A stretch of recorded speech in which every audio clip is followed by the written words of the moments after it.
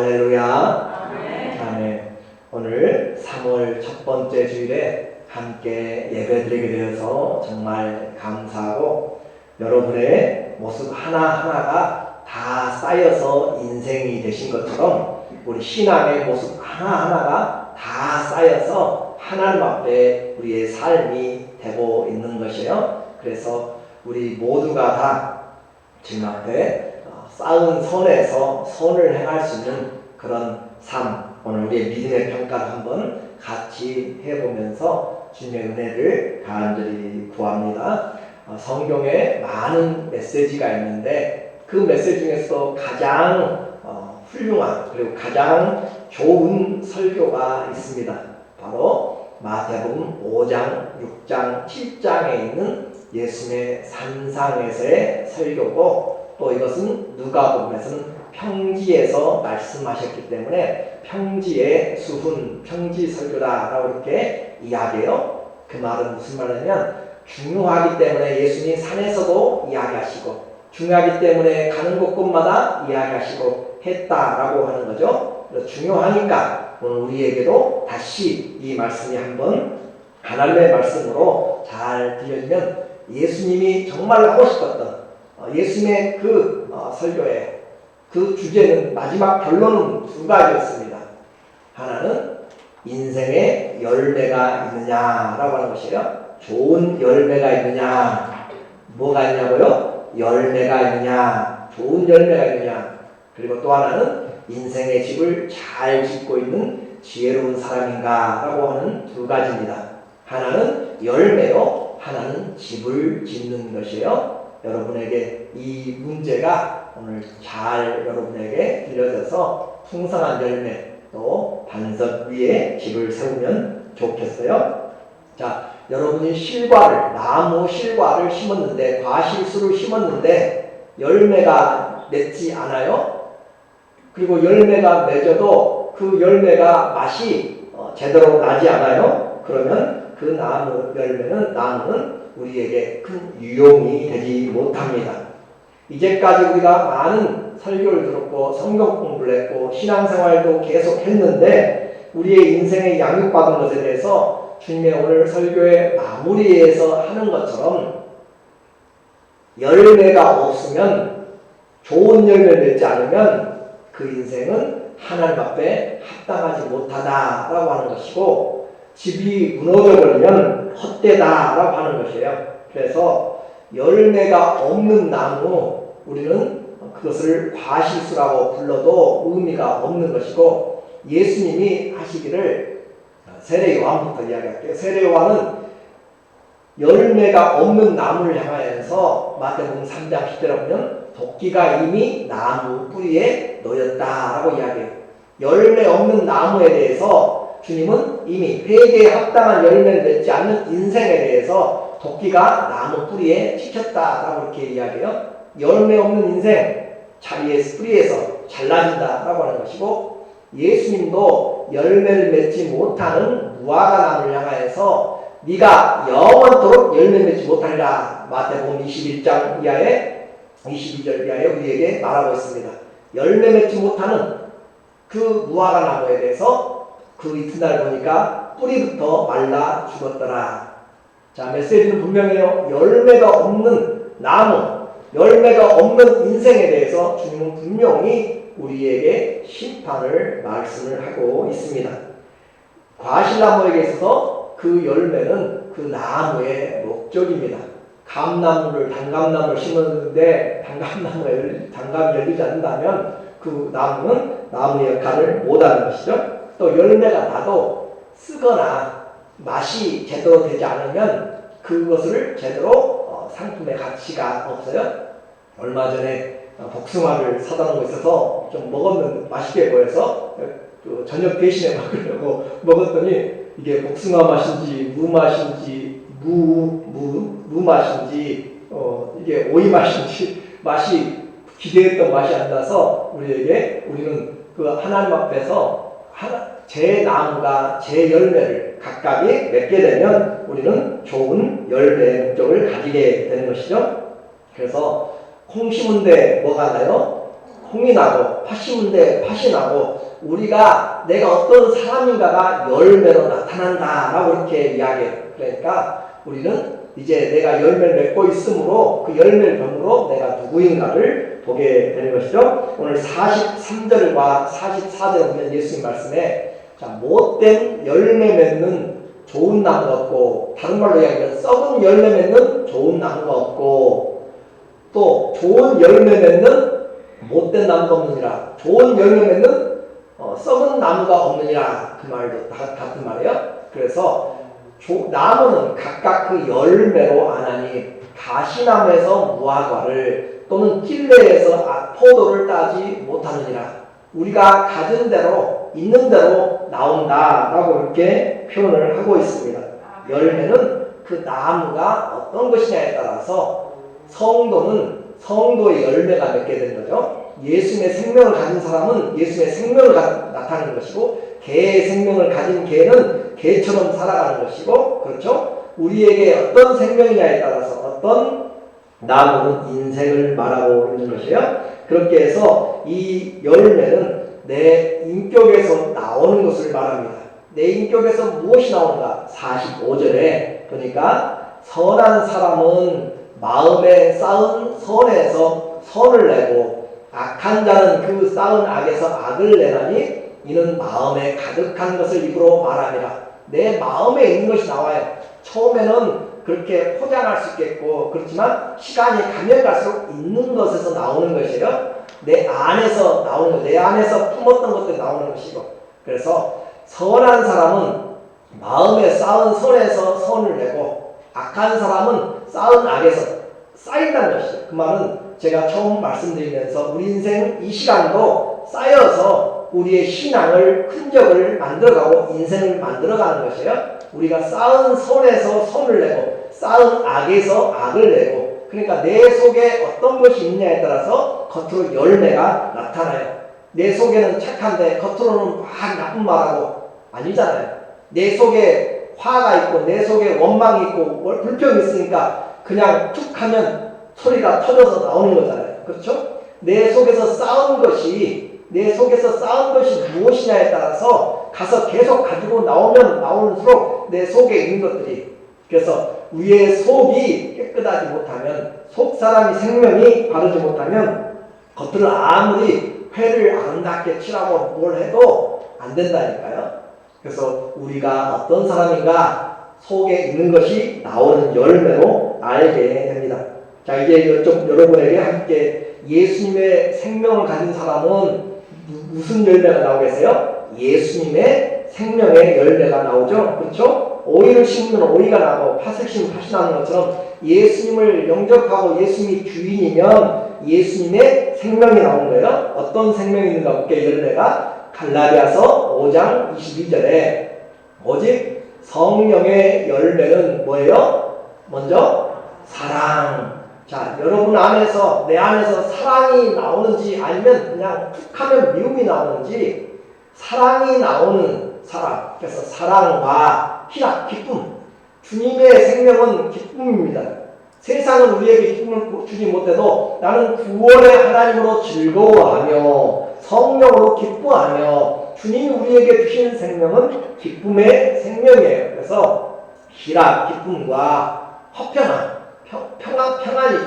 하나님 주시는 평강, 예수님 주시는 평강이에요. 에이레네, 또 히브리어는 샬롬, 평강이에요. 그 평강이 우리에게 나오는가? 일이 터지고 저리 터지고 여러 가지 바쁠 때도 주님 주시는 참된 평화, 아우슈비츠 수용소에서 죽어가면서도 샬롬을 쓰고 있던 그 사람들처럼 오늘 우리에게 이 평강이 우리 안에서 나오는가? 그리고 오래 참는, 요즘은 오래 참는 것을 너무 못한다고 그랬죠? 컴퓨터에서 2초만 늦게 나와도 힘들어하는 시대가 된 것이에요. 그만큼 우리는 5초가 지나가면 이제 거기를 꺼버리고 다른 걸 찾아가요. 우리의 마음이 얼마나 인내하지 못하는지, 하나님 앞에서 인내해주지 못하니까 내 믿음도 다른 사람도 받아들일 만한 그런 상태가 안 돼요. 인내가 없으면 우리로 하여금 열매를 맺지 못합니다. 농부가 씨를 뿌려서 그 늦은 비와 이른 비를 기다리는 것처럼, 그렇죠? 그 심어서 가을에 맺을 것을 여름에 열매를 찾는다고 나오질 않잖아요. 때가 돼야 되는 것처럼 오늘 우리에게 이 오래 참음, 가면 갈수록 자기 자신을 조급하게 만들어, 세상이 급하게 만들어서 바라보지 못하게 만들어, 참지 못하고 분노하고, 요즘 분노도 문제만 있으면 무조건 정신질환으로 그렇게 몰아버려요. 저 사람은 저렇게 정신질환이 있다, 분노의 장애가 있다, 그렇게 하면서 다 포기해버려요. 그냥 하나님은 우리에게, 사단에게 주어진 것들을 그리스도 안에서 회복시키기 원했어요. 잃어버린 영혼, 잃어버린 기쁨, 잃어버린 평강, 잃어버린 사랑, 그것들을 다시 회복시키기를 주님이 원했는데 이런 열매들이 없어요. 자비로움, 다른 사람에 대해서 자비롭고 좀 용납해줘야 하는데 자기만 생각하고 아주 그냥 남은 생각하지 않고 용서할 줄 몰라요. 한번 잘못하면 평생 머리에 꽂아놓고 잊어버리지 않으려고 하는 그런 사람이 아주 뛰어나는 것처럼 잘 사는 것처럼 생각해요. 아니, 우리는 자비로워야 돼요. 마음이 너그러워야 돼요. 그래야 이 선을 행하게 되고 그렇게 되는 것이지, 우리는 다 지금 이런 모습이 아니라 이렇게 이것이 정상이다라고, 이것이 정상인데 이렇게 하지 못하니까 우리가 병들고 제대로 세상을 살면서 믿음의 은혜와 하나님이 주시는 일평생 받은 그 사랑을 나는 영원토록 찬송하겠는데 그 사랑을 우리가 알지 못한 거죠. 또 주님의 말씀 안에서 요즘처럼 충성이 없는 때가 뭐든지 모르겠어요. 수많은 사람들이 자기 중심하다 보니까 내가 싫으면 다 하기 싫은 것이에요. 우리는 우크라이나와 러시아의 전쟁을 보면서 그 나라에서 100만 명 이상이 탈출하는 것도 우리는 들었습니다. 그래요. 힘이 없고 약해서 그 사람들이 방해가 될 것 같으면 내보내야 돼요. 그러나 싸울 수 있는 사람들은 들어가서 싸우는 것이죠. 그 나라가 없어지고도 밖에서도 자기가 그 우크라이나의 사람으로 그렇게 살아간다는 것은 좀 어불성설인 것이죠. 우리의 교회도 마찬가지예요. 하나님의 나라도 우리가 하나님 앞에 충성할 때, 그 나라를 지킬 때, 우리가 교회를 세워나갈 때, 섬김이 있을 때 그 교회가 세워지는 것이지, 다 나는 싫어서 이래서 저래서 다 충성하지 않으면 우리는 교회는 자동으로 자리를 잡을 수가 없게 됩니다. 특별히 팬데믹으로 이렇게 어려운 가운데서 수많은 교회들이 힘들어하고 문을 닫게 되고, 교회가 문다는 것은 복음의 확장이 더뎌져 간다는 것을 이야기하고 있고, 우리의 섬김의 훈련장, 학교가 사라져가고 있다는 것이에요. 학교가 없이 제대로 교육이 되지 않는 것이죠. 그렇기 때문에 충성 없는 시대에 우리는 정말 충성할 수 있는 사람인가 라고 하는 것이에요. 말만 번지르게 하는 사람이 아니라 충성할 수 있는 사람, 그리고 온유함, 그 마음에 온유함이 있어서 포용하고, 또 내가 할 수 있어도 내가 화내지 않냐고 그렇게 해줄 수 있는 그 온유함이 있는가, 그리고 절제하는 것이죠. 내가 충분히 이걸 누릴 만한 일이 있어도 다른 사람에게 덕이 안 되면 하지 않는 절제함, 이 같은 것을 금지할 법이 없다. 예수님의 성품 가운데서 이와 같은 것은 금지할 법이 없는데도 불구하고 우리에게는 이것이 다 금지되어 있는 것과 같이 되어 있습니다. 열매도요, 좋은 상품이 있고 중품이 있고 하품이 있어요. 그렇죠? 쓰레기들도 있고, 우리에게도 이 사랑이 있고 희락이 있는데 그것들이 주님이 주시는 그런 성숙한 부분까지 나아가지 못하고 그냥 모양만 가지고 있는 성숙하지 못하는 그런 모습들이 되어 있을 수가 있습니다. 그래서 맛있는 포도를 맺어버렸더니 들포도를 맺어버린 이스라엘처럼 오늘 우리에게 주님의 성품을 이렇게 가지라고 주님은 이야기를 하셨는데, 우리가 익숙한 것이 뭔가 볼까요? 여기에 사랑이나 희락이나 화평이나 오래 참음, 자비, 양성, 충성과 온유와 절제, 말로는 다 귀로 들었지만 이것보다 내 마음에서, 내 행동에서, 내 입술에서 더 가까운 것이 무엇인가? 갈라디아서 5장 19절에 보니까 육체에 이른 현장이 음행한 것, 요즘 얼마나 음행이 판을 치는지 몰라요. 그리고 또 더러운 것과 또 호색하는 것, 남자가 남자로 여자가 여자로, 아무튼 호색하는 모든 그런 그 성적인 타락들과 우상 숭배와 갈수록 많은 그런 우상 숭배들이 많아지고 있고, 주술과 마술사들이 얼마나 판을 치는지 텔레비전 쇼까지 나와서 이제는 다 매일 모임을 받아 마술사들이 참여하게 되는 것은 이미 오래된 일입니다. 주술과 원수 맺는 것과 원수를 맺어요. 하나님 앞에서는 원수가 없고 사랑하고 기도해 주라고 하는데 교회 안에서 원수들이 얼마나 많은지 몰라요.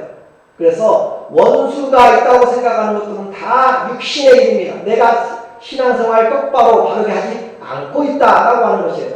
주님은 우리에게 말씀하시기를 형제에게 나아가라, 미련한 놈이라, 바보라 한 자에게도 심판이 있다라고 할 정도로 우리는 형제를 사랑하라고 그렇게 이야기하고 원수들까지도 저주하지 말고 축복하고 기도해 주라고 이야기하는데 교회 안에 이런 것들이 있다는 것은 바로 그만큼 우리가 하나님의 뜻대로 사는 것이 아니라 내 뜻대로 세상이 원하는 대로 살아가는 것이요. 원수와 시기와 분냄, 시기 없는 사람들은 없죠. 그러나 그 시기를 절제할 수 있어야 되고 그 시기가 더 커지지 않도록 그렇게 하면서 그것을 오히려 경쟁을 더 합력해서 선을 이루는 선한 일에 열심을 붓는 것이라 하는데 시기에서 질투해서 그렇게 해나가는 것은 안 되는 것이죠. 내 마음의 시기, 정말로 나를 병들게 만드는 것이고 분내는 것, 분을 요즘은 갈수록 분을 내요.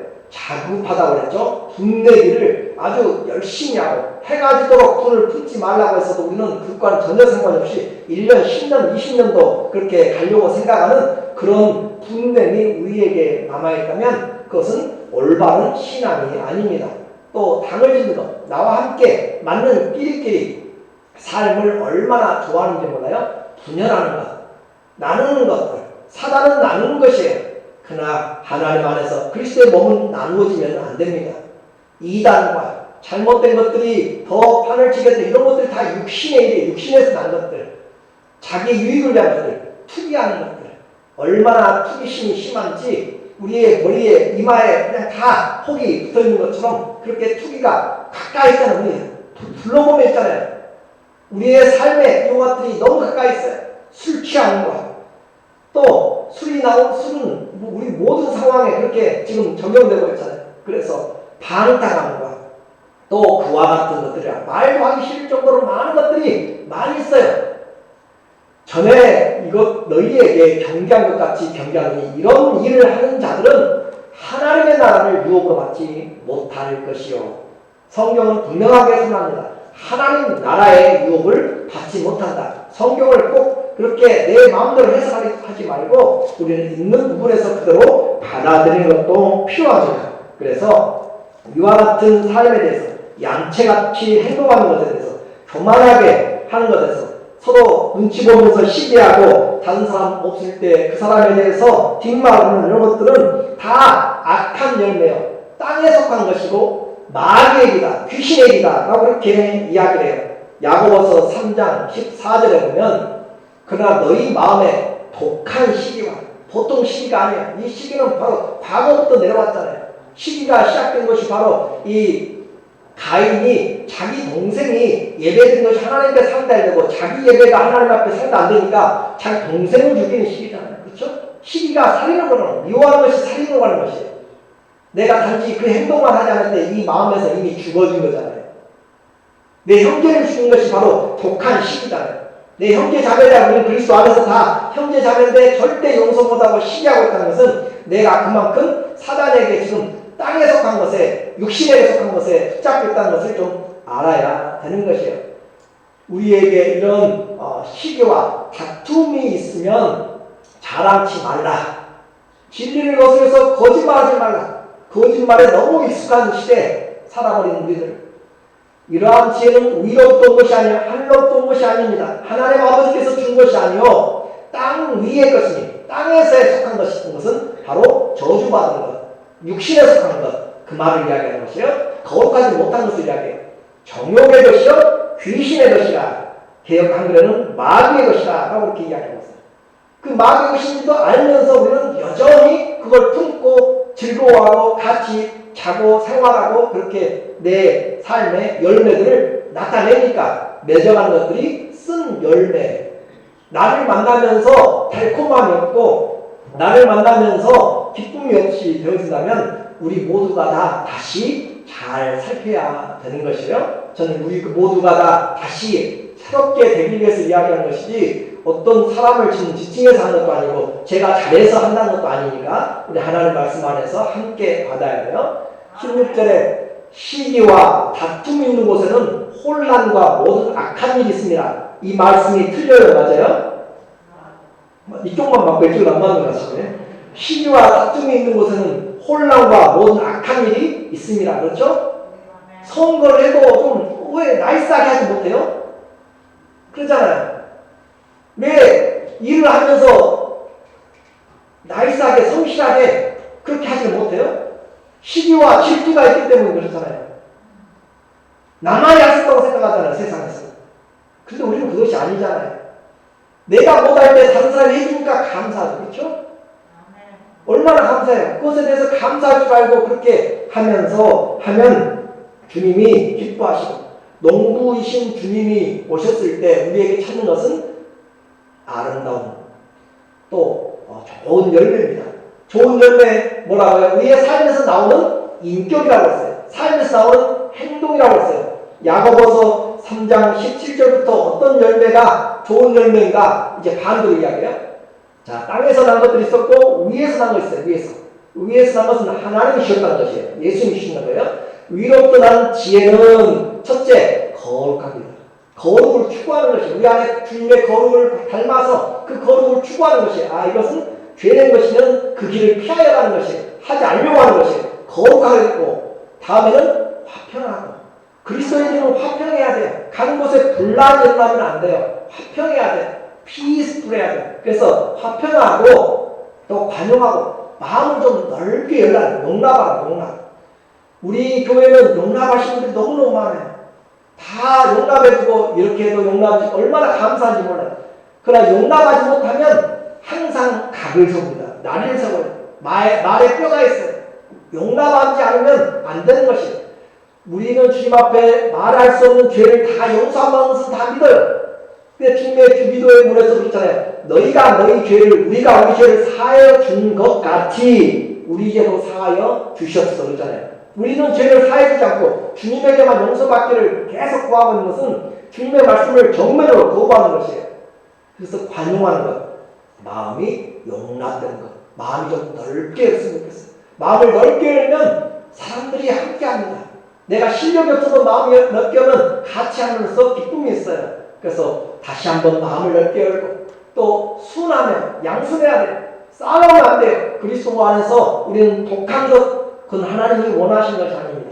순하면 좀 어리석게 보일지 모르지만 아니요. 우리는 그리스도 안에서 순해야 돼요. 양순하며 긍휼히 여기며 다른 사람을 불쌍히 여길 줄 아는 것을 긍휼히 여긴다라고 하는 것이죠. 그리고 선한 열매가 가득하여 우리에게 주님이 구하는 것은 좋은 열매라고 하잖아요. 선한 열매가 가득하여 편견과 거짓이 없나니 우리는 이렇게 점점 성숙으로 나가는 것이 교회의 하나님의 말씀입니다. 그렇죠? 우리를 그리스도의 성숙한 분량으로 만들기 위해서 지금 우리가 예배드리고 있는 것이지 내가 오늘 무슨 기도 응답 받아야겠다 그것으로만 해버린다면 주님이 바라는 열매는 없는 것이에요.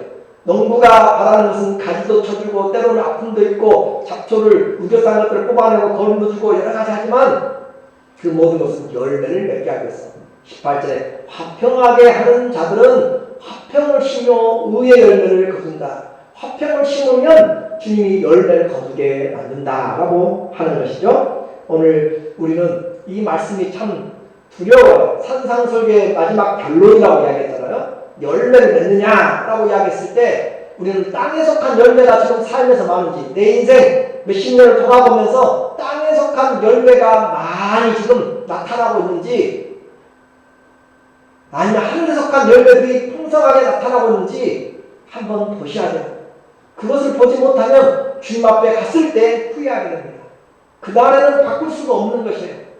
쌓은 손에서 손을 만들게 되기 때문에 우리는 지금 시간이 됐을 때 잘못된 쓴열매 맺는다면 가지를 쳐서 그것을 접붙임을 해야 돼요. 누구에게? 예수 그리스도에게. 예수 그리스도에게 접붙임 바 되어서 그렇게 주님의 생명으로 살아야 돼요. 내 입술에 화목하게 하는 말, 저 사람 이 사람 하지 말고 그분을 우리는 그 직분들 우리 교회에서는 직분을 부르잖아요. 그거 님자를 꼭 붙여달라고 했어요. 그러면서 그걸 통하여서 우리는 화목해 하는 사람, 또 의의 열매가 있어야지 입술에 독이 가득하여서 무덤 같은 혀가 되면 안 돼요. 교회에서 큰 소리 친다고 그 사람 똑똑한 사람 아니에요. 불쌍한 사람이에요. 얼마나 마음의 상처를 받으면 교회에서 그렇게 하겠어요. 우리에게 하나님의 말씀이 내 안에서 있어서 정말 내 인생을 보면서 다른 사람 몰라요. 여러분 스스로 보시고 저도 저 스스로 봐야 돼요. 주님이 보셨을 때 땅에 속한 열매들이 많은지 아니면 하늘에 속한 열매들이 많은지 스스로 생각해 보면 내가 뭘 더 쌓고 있는지를 안다는 거예요. 뭘 더 쌓고 있는지. 내 안에서 나오는 것이에요. 그렇게 해서 심은 대로 거두게 됩니다. 다른 사람을 비난하지 않는 교회, 시기와 질투가 없는 성도들 안에 선이 쌓이게 되고 심은 대로 거두게 돼요. 절대 속지 마십시오. 내가 잘하는 것처럼 보이고 목소리가 크다고 해서 결코 그 사람이 좋은 믿음의 사람이 아니고 승리자가 아닙니다. 오늘 그리스도 안에서 열매를 맺는가? 주님이 원하시는 열매는 하늘에 속한 열매들, 그리스도의 성품들이 열매입니다. 일평생 남은 삶 많은 주님이 원하시는 열매가 가득해서 그 열매 가장 큰 하나로 딱 이야기하면 뭐겠어요? 모든 열매를 하나로 뭉쳐라 하면 뭐겠어요? 사랑. 포도나무의 그 비유를 통해서도 이 사랑이 있으면 나무의 가지에 열매가 항상 있게 해서 너희 구하는 것을 받도록 하게 합니다. 사랑이 있으면 하나님이 다 채워주신다. 사랑은 율법의 완성입니다. 그러므로 오늘 우리의 사랑을 다시 한번 해야 돼요. 그 사랑으로 행하게 되면 모든 것이 주님의 합당한 인생이 된다.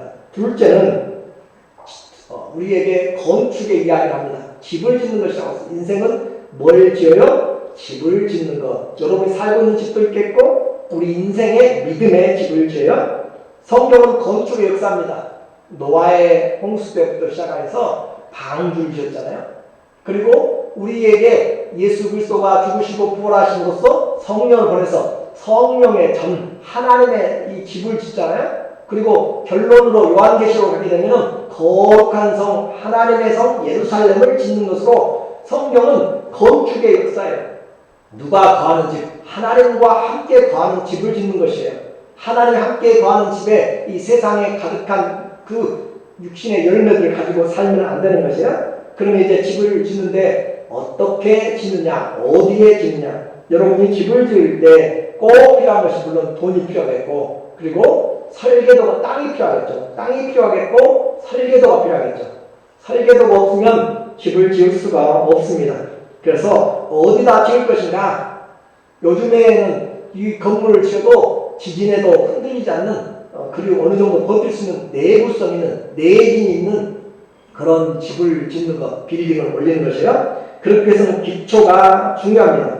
터가 아주 중요해요. 어디다 집을 짓는가? 라고 하는 것이죠. 우리 인생의 믿음의 터는 무엇이에요? 돈도 아니고 건강도 아니고 예수 그리스도가 터입니다.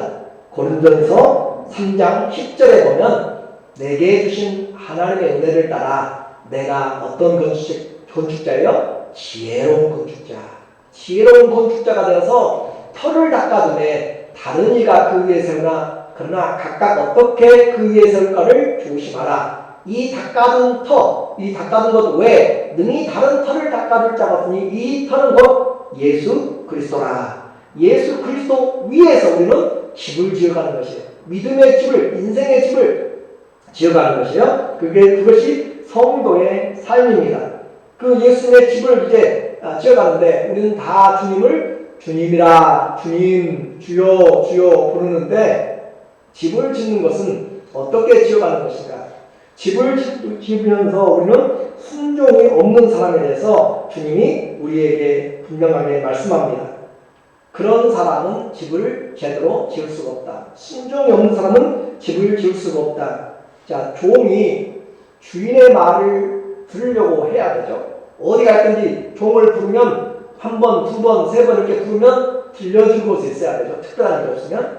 그리고 종이 하는 일은 주인이 원하는 일을, 시킨 일을 해야 되는 것이 주여, 당신 나의 주인입니다 라고 하는 뜻이지 내가 마음대로 돌아다니다가 한 번씩 와가지고 주인에게 물어보고 그렇게 하면 안 되는 것이죠. 주인에게 초점을 맞추는 것이죠. 그래서 주인의 말에 귀를 기울여야 되는데 우리가 한두 가지만이 아니라 범사에 주여 주님이라. 여러분 성경의 46절에 보시면 너희는 나를 불러 주여 주여 한다는 것은 믿음을 표현한다는 것이 고백을 한다는 것이에요. 그런데 주여 주여 하면서도 어찌하여 내가 말하는 것을 행하지 아니하느냐. 주님이 아주 책망하시네요. 나를 주여 주여 하면서도 왜 내 말은 행하지 않느냐. 그 얼마나 우스운 이야기예요. 예수님을 주인이라고 이야기하면서 주님 주님 부르지만 주님이 하는 것은 하나도 하지 않아요. 자, 주님이 길이라고 했습니다. 예수님이 나의 길이에요. 인생의 길이에요. 그런데 길이신 주님을 따라가지 않습니다. 가지 않아요. 말로는 주님이 길이라고 하는데 그 길을 가지 않아요. 딴 길을 가요. 딴 길. 예수님이 양식이라고 하면서 예수님의 양식을 우리는 먹지 않습니다. 그건 주님의 말씀을 무시하는 것이죠. 주님이 우리의 문이라고 이야기하면서 그 문으로 들어가지를 않습니다. 주님을 우리는 순종한다고 하면서 말로는 주여 주여 하는데 어찌하여 너희는 나를 순종하지 않느냐라고 이렇게 이야기해요. 자, 그러면 나는 잘하고 있는지 한번 보시죠. 일주일 안에 우리가 살아오면서 많은 일들을 여러분이 하시고 했으리라 생각하는데 한 주간 동안도 주님의 그 열매, 사랑을 위하여서 우리 사랑하는 것은 뜨겁게 끝까지 하는 것이잖아요. 그 하는 것을 얼마나 마음속에 생각을 하시고 살았어요? 그리고 얼마나 한번 실천해 보려고 했어요? 나 혼자만 생각하고 열심히 살았는지 아니면 내가 이 사랑을 나타내기 위해서 내가 전화하지 않으면 아무도 해줄 사람이 없겠다라고 하는 그런 사람들을 한 번이라도 생각해서 전화라도 아니면 기도라도 해본 그런 마음이 있었는가라고 그렇게 우리에게 말을 지금 하고 계신 거죠. 내가 위로해주지 않으면 안 되는 그런 사람에게 여러분이 마음이 가 있는가? 아니면 일주일 동안 바쁘게 살면서 정말 열심히 바쁘게 살았는데 오히려 하나님의 그 원하는 썩어진 삶, 원하는 삶은 살지 않고 썩어질 삶만 살았는지, 또 어떤 사람은 사랑을 베풀어도 그냥 막아버려요. 항상 막아서 담을 쳐요. 그만큼 상처가 심하다는 것이죠. 그런 사람에게 우리는 여전히 기도하면서도 선을 행하되 낙심하지 말라라고 이렇게 이야기를 하고 있습니다. 이것이 주님의 뜻을 행하는 것을 우리는 집을 짓는 것이에요. 집을 짓는데 반석 위에 예수님 위에 집을 짓는데 무엇을 집을 지어요? 철제를 가져다 집을 짓는 것이 아니고 돈을 가져다 집을 짓는 것이 아니고 순종으로 집을 지어요. 말씀에 순종이 없으면 재료가 없는 것입니다. 순종이 없이 집을 지으면 세상 것들로만 지을 수가 있어요. 그래서 주님의 명령과는 다르게 아침부터 저녁까지 내 할 일만 열심히 하고 다니면 그것은 예수님을 주님 주님 부르지만 하나님 하나님 부르지만 주님과 전혀 관계가 없는 삶을 살고 있습니다. 그래서 예수님은 지금 제자들에게 주여 주여 하지만 내가 왜 하는 말은 행치 않느냐라고 책망을 하시네요. 이와 같은 책망을 받는 사람인가 하면 예수님 말씀을 그대로 믿고 순종하는 사람이었어요. 그것은 바로 제자들도 아니고 이스라엘 사람도 아니고 이방인 백부장이었습니다. 누가복음 7장 9절에 예수님에게 나와서 기도할 때 네 종이 나음을 입었다. 내가 네 집에 가겠다. 네 집에 가겠다 하니까 주님이 어떻게 감히 내 집에 오십니까? 내 밑에도 종들이 있어서 내가 이렇게 이야기하면 이것을 하라면 하고 저것을 하라면 하고 하지 말라면 안 하고 하는데 말씀만 하옵소서 그렇게 하잖아요. 그래서 예수님이 하도 기가 뻥 뚫리시고 정말 주님이 하시고 싶은 말씀 예수께서 들으시고 그를 놀랍게 여겨 돌이키사 따르는 무리에게 이르시되 내가 너희에게 이르노니 이스라엘 중에서도 이스라엘 그 믿음 좋다고 말씀 듣고 이제까지 성경 공부하고 제사 드리고 하였던 그 수천 년에 살았던 그 전통 가지고 있는 사람들 중에서도 이만한 믿음을 만나보지 못하노라 하시더라. 무슨 말이에요? 아무리 살펴봐도 이같이 예수님을 주님의 말씀으로 고백하고 창조주의 말씀 그대로 믿고 행하는 사람은 없었다라고 칭찬하면서 이제까지 무엇을 듣고 있느냐라고 하는 거잖아요. 믿으면은 나이도 상관하지 않습니다. 믿으면은 우리의 건강 상태도 문제가 되지 않습니다. 믿음은 오래된 순서도 아니고 경제적인, 신체적인 어떤 환경도 아닙니다. 예수님을 주님이라 고백한 그 중심의 마음입니다. 그래서 사랑해도 내 이기적인 욕심으로 사랑하면 주님 앞에 내세울 것이 없습니다. 오늘 주님을 부르는 우리의 실상을 가르치기 위해서 분명하게 이야기를 하고 있어요. 내게 나와서 47절에 보면 내게 나와 내 말을 듣고 행하는 자마다 누구와 같은 것을 너희에게 보이리라 라고 그렇게 이야기하면서 48절에 이제 이야기합니다. 순종을 하지 않는 사람들, 집을 짓되 깊이 파고 주추를 반석 위에 놓은 사람과 같으니 큰 물이 나서 탕류가 그 집에 부딪히되 잘 지었기 때문에 능히 요동하지 못하게 하였거니와. 순종하는 사람들은, 순종을 하는 사람들, 예수의 말씀을 가지고 삶에 연결시킨 사람들은 주추를 반석 위에 그리스도의 말씀에 그대로 세워서 흔들리지 않는다. 반석까지 깊이 파고 주초를 놓았다. 큰 물이 나고 여기는 많은 홍수가 날 때 모든 것들이 떠내려가도, 커다란 돌들도 여러 가지가 쓰레기들이, 구유물들이 다 떠내려가도 흔들리지 않는다라고 그렇게 이야기를 합니다. 우리 인생에 많은 어려움이 닥칠 때 우리는 그 일에 대해서 쉽게 넘어진 것은 순종함이 없기 때문에 그래요. 지금 우리 이 살고 있는 땅에서 가장 높은 빌딩 중에 하나가 두바이에 있는 빌딩이죠. 버즈 두바이라고 하는 이 세계 최고층 빌딩입니다. 그 바닥을 건물 짓기 전에 기초공사를 하는데 1년 동안 했어요. 1년 동안 높이는 안 올라가고 밑에 기초 바닥만 열심히 했습니다. 아무리 높게 쌓아도 기초가 흔들리면 다 무너지는 것이죠. 그렇죠? 그런데 그 기초의 내용을 보니까 뭐 전문적일지 몰라도 1제곱센치, 그러니까 1cm, 가로세로 1cm, 알죠? 1인치도 말고 1cm에 얼마나 큰 콘크리트 강도가 들어가냐면 800kg이 들어가요. 그러니까 1cm, 가로세로 1cm 안에 80kg 되는 사람들 10명이 설 수 있는 그 스트롱한 그런 기초를 만드는 것이에요. 그렇게 만들어서 올려진 건물입니다. 우리의 인생의 반석은 예수 그리스도라고 했어요.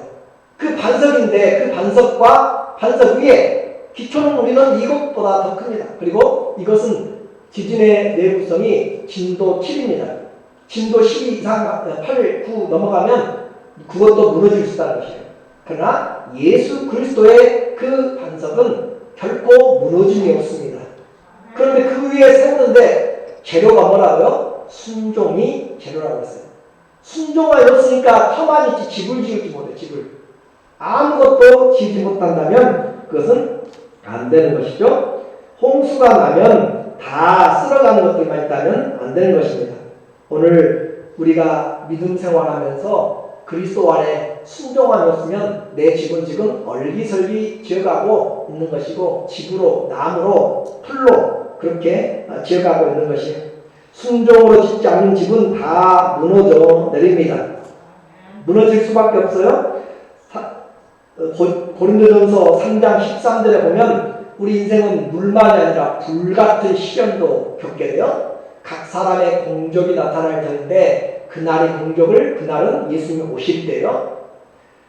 이는 불로 나타내고 그 불이 각 사람의 공적을 어떠한 것임을 시험할 것입니다. 그러니까 예수 믿고 나는 구원받았으니 죄사함 받았으니 다 됐다. 성경은 절대 그렇게 하지 않습니다. 우리 인생의 믿음의 집을 지어 나가는 것이 그날의 공적을, 우리 신앙을, 삶을 그대로 다 밝혀내요. 뭐에서요? 진짜 믿음인지 가짜인지를 나타내요. 불같은 시험입니다. 그래서 불이 각 사람의 공적이 어떤 것인지를 나타낼 것입니다. 만일 누구든지 그 위에 세운 공적이 그대로 있으면 상을 받고, 그렇지 않으면 부끄러운 구원을 받게 된다라고 이야기합니다. 내 신앙은 어떤 비바람이, 어떤 불이 몰아쳐도 든든한가, 그것을 확인해야 됩니다. 순종함이 없이 살아가는 것은 집을 제대로 짓지 못해요. 집은 진 것 같아요. 그런데 문제가 생기면 여지없이 무너집니다. 49절에 보니까 오늘 본문에 듣고 행하지 아니하면, 듣고 순종하지 아니하면, 우리는 하늘에서 온 열매들을 보았어요. 열매로 안다고 했어요. 행하지 않으면 집을 주추 없이 흙 위에, 마태복음에서는 모래 위에 지은 집, 누가복음에서는 흙 위에 집 지은 사람과 같으니 탕류가 부딪히네 집이 곧 무너져 파괴됨이 심하니라 하시니라. 우리 주님이 보셨을 때 나는 이 어려운 것들을 이겨내고 견뎌내면서 잘 집을 짓고 있는지 묻고 있습니다. 지금 주님의 말씀이 많이 들려지지만 나는 얼마나 위로부터 난 열매를 지금 맺어가고 있는가, 아니면 나는 순종함이 없어서 말씀을 듣기는 많이 듣는데 그리스도의 그 반석 위에 지을 재료가 없어요. 순종이 없으니까. 그러면 아무것도 제대로 된 것이 없이 끝나게 됩니다. 불과 홍수보다 더 무서운 것들이 있어요. 땅이 흔들거리는 그런 지진입니다. 터가 요동하면 중심이 없습니다. 환난과 권고와 죽음과 생명과 장래일과 미래일과 어떤 피조물이라도 그리스도 예수 안에 있는 하나님의 사랑에서 흔들 수가 없는 그런 견고한 믿음의 집들이 우리가 지어져야 됩니다. 오늘 결론적으로 말씀을 드립니다. 좋은 열매, 믿음의 평가는, 내 믿음의 평가는 좋은 열매는 그리스도의 성품이라고 했고 내 인격에서 나오는 신앙의 모습들이라고 했습니다. 열매들, 위로부터 온 좋은 것들이 얼마나 맺어가고 있는가. 또 나는 순종함으로 반석 위에 집을 지금 세워가고 있는가. 이 말씀은 예수님의 가장 귀한 설교 마지막 결론으로 우리에게 해주고 있는 말씀입니다. 순종하지 아니하면, 예수님의 말씀에 붙어있지 아니하면, 행함이 없으면 아무리 많은 것을 하고 아무리 많은 열매를 맺어도 다 썩은 열매요, 못된 열매요, 쌓은 악에서 악을 가져오고 끝나게 됩니다. 예수님이 오셔서 우리에게 줄 상이 있어서 속히 오리니 거룩한 자는 그대로 거룩하게 하고 의를 행한 자는 그대로 의를 행하게 하고 악한 자는 그대로 악하게 하고 더러운 자는 그대로 더럽게 하라. 오늘 우리의 삶에 다시 한번 남은 인생에서 우리가 맺어야 될 그리스도의 성품, 그리고 지어져야 될 순종의 집으로 반석같이 흔들리지 않는 그런 삶을 살아갔으면 좋겠습니다. 우리 모두에게 이런 하나님의 일하심이 있기를 주의 이름으로 축원합니다. 아멘. 기도하겠습니다.